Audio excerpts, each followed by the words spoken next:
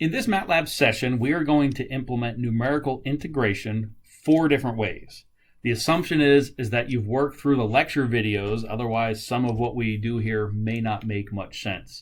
So we're going to do discrete integration, trapezoidal integration, Simpson's 1/3 rule, and Simpson's 3/8 rule. There's lots of other ways to do numerical integrations. That's what we're going to do in this MATLAB session. In a following MATLAB session, we will add graphics to this and visualize the numerical integrations. But here we'll implement them and also talk about convergence. So let's go ahead and get started. And as usual, the first thing I like to do is initialize Matlab. And I do that by closing all the figure windows, clearing the command window, and the most important one is clear memory. At this point, we'll enter the dashboard. This is where we're going to define everything about the function that we want to integrate, the interval over which we want to integrate it, number of points, etc. So let's define our function and interval. So let's call it func, and let's integrate sine. And let's integrate it from, let's say, from a to b. Let's say a equals 0 and b equals pi. So we want to integrate the sine function from 0 to pi. If we need anything else in our dashboard that we forgot about, we can come back and add that. But right now, that's sufficient. Oh yeah, one thing, number of points. So let's call that n, and let's make it 10 points right now. And we can play with that number later to see if it's high enough. That's when we talk about convergence. I'm going to go ahead and run this just to make sure there's no errors. Nothing too interesting should happen. But I should be able to type in a and b and see 0 and pi. And I should be able to type in func of, and just give it a number. And so sine of 0.1 should be 0.0998. So at this point, we are ready to jump into our first numerical integration, and my preference most of the time, and that's discrete integration.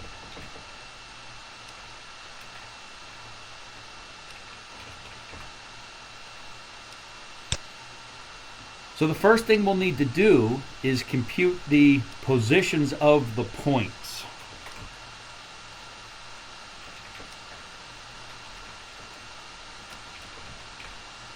Oh man. Okay, so we want to create an array X that will tell us the center position of all of these rectangles. Remember, discrete integration, we don't start exactly on A and do not end exactly on B. We have to come in a half of dx. So what I like to do is first define dx, which is our total span that we're covering, divided by the number of points. Then I can create my array X. I will go from 0.5 to n minus 0.5. At this point, we just have an array that goes 0.5, 1.5, 2.5, all the way up to n minus 0.5. So if I multiply by dx, I will have the center positions of each rectangle. If I run this, I can type in x, and I see that I'm starting at something close to 0, but it's a half dx away from 0, and something close to pi, but it's a half dx before pi. And that's because these are the center positions of the rectangles under my curve that I actually want to integrate. So once we have that, now we want to calculate the function at each of those discrete points.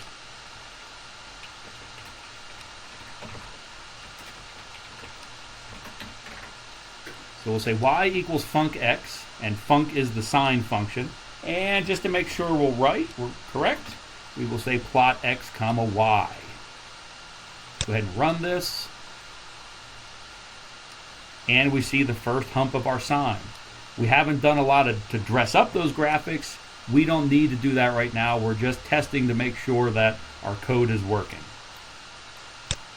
We might also go to the command prompt and look at y, make sure we don't have any NaNs or infinities or something crazy like that.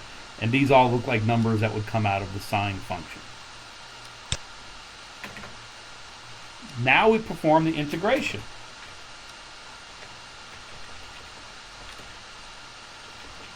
And after we type this, you'll see why I like discrete integration the most. So we'll call the integration I for integration. We will simply add every value that's in y and multiply by dx. That's it. Very short and simple. So we can type I to give us what the integral is. Let's run it. And we see 2.0. And if you've watched the lectures, you understand that if we integrate sine from 0 to pi, the answer is exactly 2. We're not exactly at 2 because this is a numerical integration. There's some error in here. And we describe that in the lecture series. And in the following MATLAB session, we will visualize this. We'll visualize the numerical integration and the error regions. But for now, we're not going to do that. What we probably want to do now is some sort of convergence study. So let's go ahead and do convergence study. In fact, we should probably do this up front. Up here somewhere. Let's go ahead and just do it up there. Because this is something we would do once and then not again. So maybe what we can do is come up with a clever way to turn this section of code on and off. So what if we just said if one and end? It's always going to run what's inside of here, but I could just easily go back and put a 0 there, and then it won't run what's inside of here. So we want to do a convergence study and figure out what value of big N gives us an accurate integration. So let's go ahead and initialize array of n dat. This will be an array of what values of big N we want to use. So let's go 1 to 100. Then we will store idat, or let's get the length of n dat, and initialize an idat. This is where we're going to store the number we get for our numerical integration. So it has to be the same length as n dat. We'll call this section initialize arrays.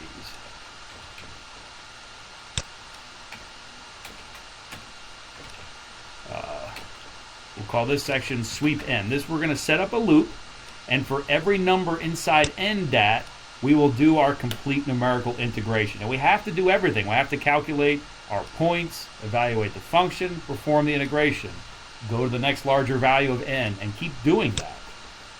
So let's say for little n equals 1 to L. Now inside here, I want to set n. N will be n dat little n. So the nth value in n dat. So the first time through this loop, big N is going to be 1. At this point, I want to repeat everything that's down here. So why don't I just copy and paste this, and then call this perform integration. And I will indent all of this and delete the spaces and the comments because it's simple enough, and now you followed it. I align my equal signs only because I'm strange that way. So now we have a loop where we're calculating our numerical integration for increasing values of big N. Well, we need to save that. And we're saving this in idat. Then what I would like to do is display that. So we're going to go ahead and plot n dat, idat. And we'll do a draw now so that we see it. And I don't need to perform the actual numerical integration after this, so I'll put a return statement here, and that will force MATLAB to end. Let's run this and see what it looks like. Make sure we didn't get any errors. We could have made a mistake somewhere. Hopefully we didn't.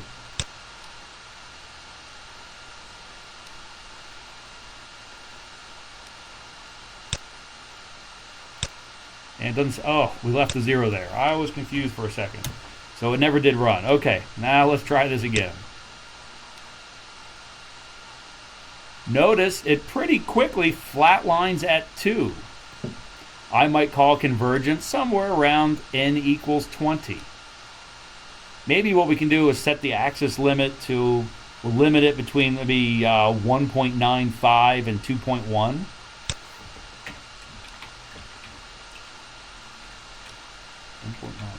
And 2.1. Let's see what this looks like.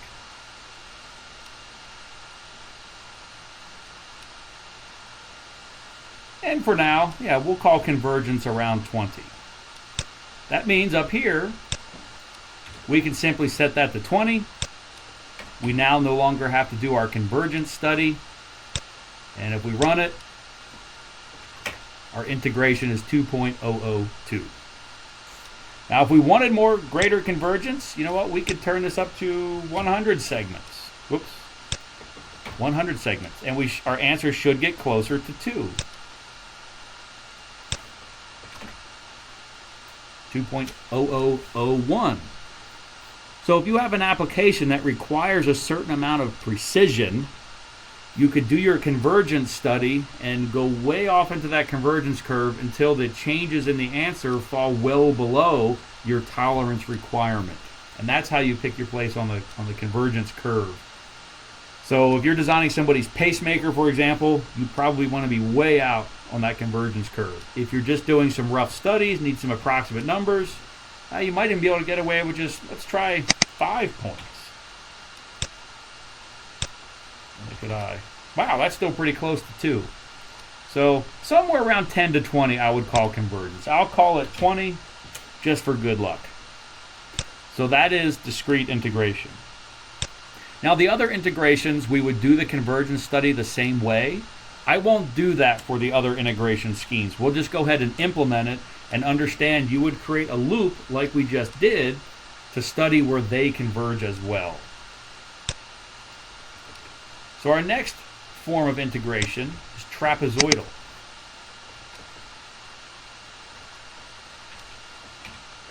Trapezoidal integration. So our first step, just like discrete integration, was positions of the points. In fact, we can copy and paste this code and just change it down here, and that'll prevent us to have to do some typing. So we could do dx and dy in a similar way. If I was calculating dx for trapezoidal, I would need an n-1 in the denominator, and that's because we're placing our endpoints exactly on A and B. Before, that wasn't the case. But there's another way that's maybe a little safer if we don't want to think through this or we're not confident in how to formulate this. Let's not do it that way. Let's calculate x using the linspace command. So we'll go from A to B with n points. And then we'll calculate dx as simply the second value of x minus the first. And so it extracts the spacing between our x values. And sometimes I like doing things this way just in case I messed up that previous equation. Not such a big deal here, but hopefully you get the point. So we have our values of x. We now evaluate the function at each of the points. We don't have to change that, but we do have to change how we're doing our numerical integration. So for trapezoidal, remember we have different weights that we've assigned to each function value. This is one of those things that won't make much sense unless you've watched the lecture videos. So I want to come up with the weight, what value we multiply each function by, such that when we add them all up, we get the numerical integration. So it's 0.5 followed by a bunch of 1s. How many 1s? Big N minus 2. And why minus 2? Because we've already included a weight for the first function value, the weight for the last. This is just all of the interior ones. And so we've already covered 2 of them, so we subtract 2. And W now, if we run this, should be 20 numbers. The first one's a 0.5. The rest are 1s until we get to the very end and we see another 0.5. Now our numerical integration is sum of the weights times our function values, all added up with the sum command, times dx.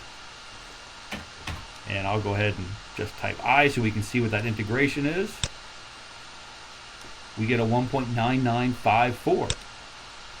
Now, if we use a fewer number of points, that should be farther away from 2 unless we just coincidentally hit on a sweet spot. Okay, a little bit worse. We use 4 points in that integration, even worse. And if we go ahead and use 100 points, we should get very close to 2. 1.9998. Roughly the same as discrete integration. And I argue trapezoidal integration and discrete integration have the same exact accuracy if you just used one more additional rectangle in the discrete integration. And I justified that in the lecture video. So that's trapezoidal.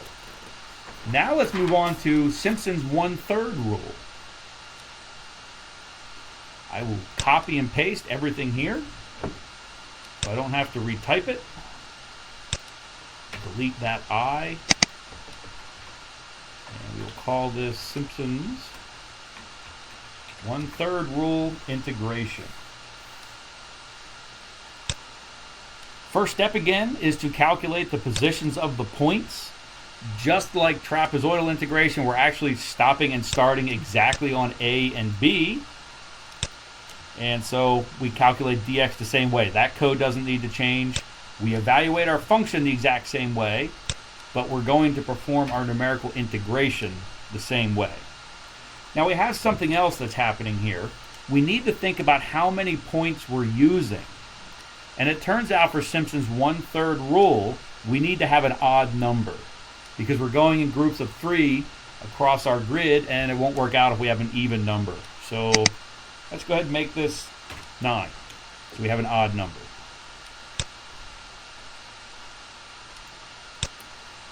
Okay, so we need to set up a loop. So we'll set up n. We're going to go through all of our points. We'll start at the first point. But in order to do windows of 3, where the last point in our first window of 3 corresponds to our first point in our second window of 3, we're increasing this by 2 each time. And we'd like to go all the way to the end, but I'll do an end minus 2 just so we don't accidentally go over.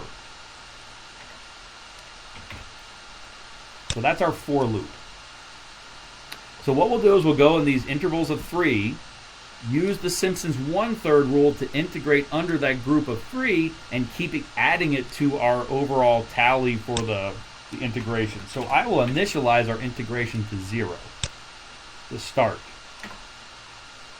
Then I'll calculate little a. This is just the integration under our 3 points that we're currently looking at inside of our loop. Following Simpson's 1/3 rule, it's simply this: y at n plus 4 times yn plus 1 plus yn plus 2. Now, of course, we should multiply this by dx over 3. However, there's no need to do that each iteration. I can add all of these up and just do that once at the end. That's a little bit numerically more efficient. All right, so we'll say I equals I plus a. So we add as we go. And then finally, to get a correct answer, we'll need to say I equals I times 3 times dx, dx over 3. In my mind, I jumped immediately to Simpson's 3/8 rule. So dx over 3. I'll leave the semicolon off, and we can run it and see what we get. Something very close to 2. Well, we only use 9 points. Let's see what would happen if we put in an even number. It'll probably yell at us something about an array index out of bounds. Oh, we got lucky there. Let's try 12. Oh man, we're getting lucky.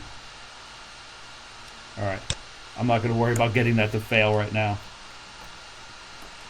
So let's crank up to a lot of numbers. Let's do 101, and we should be really, really close to 2.